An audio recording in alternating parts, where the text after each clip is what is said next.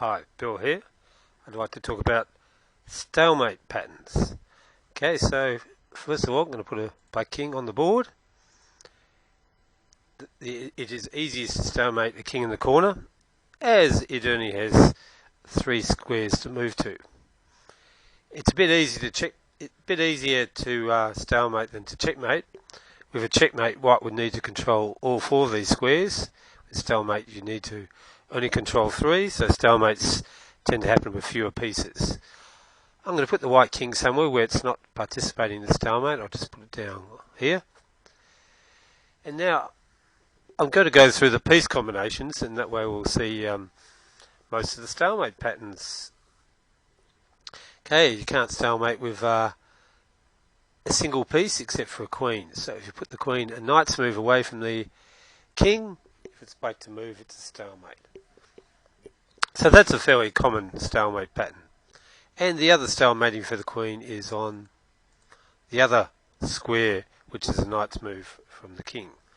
So that is the only stalemate where a queen can stalemate a king on an empty board with no other black pieces. Okay, now we'll look at combinations of 2 pieces. 2 pawns can't do it.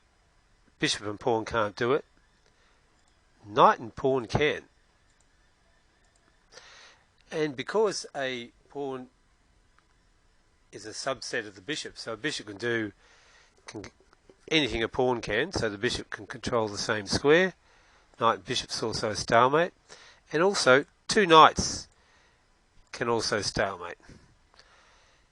And they defend each other, which could be important, say for example, black had a queen on the board.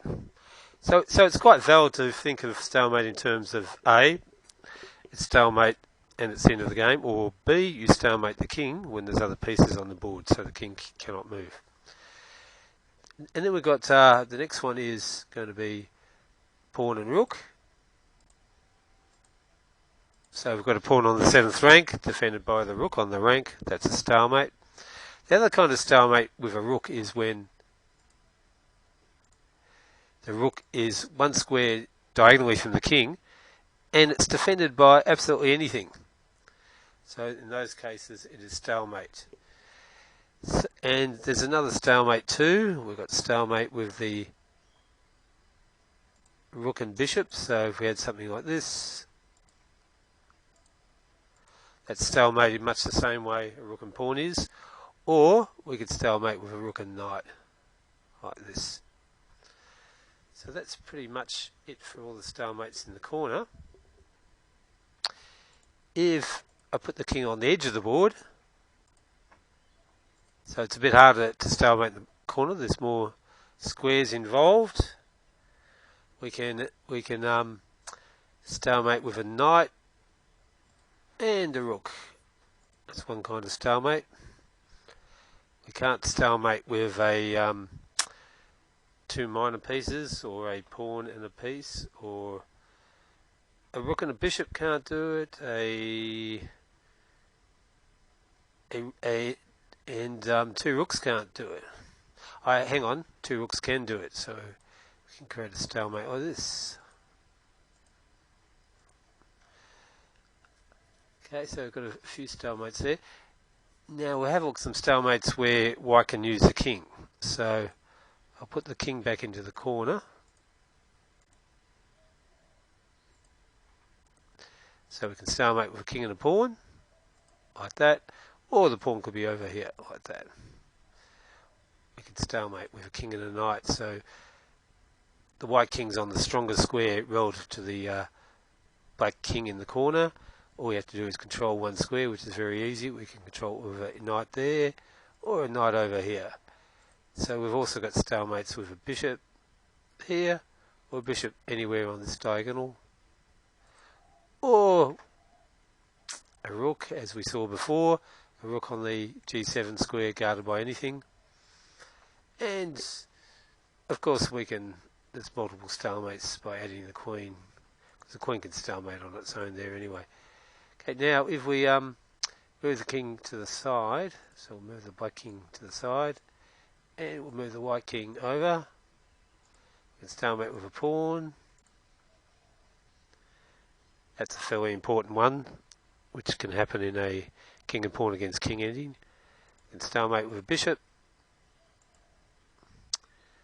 and then we've got some stalemates to the king and the queen. So with the kings like this, there's nowhere you can put the white queen that'll be stalemate, but the danger for white is if the kings and knights move away like this. Now there's lots of stalemates. So the queen can be there. Literally millions of beginners have fallen into the stalemate in the king and queen against king endgame. Or the queen could be there, so it can be anywhere where it controls this square. The queen can be here, or the queen can be here. There's another kind of stalemate, that's when the kings and knights move away, and now the queen can be here, or the queen can be here.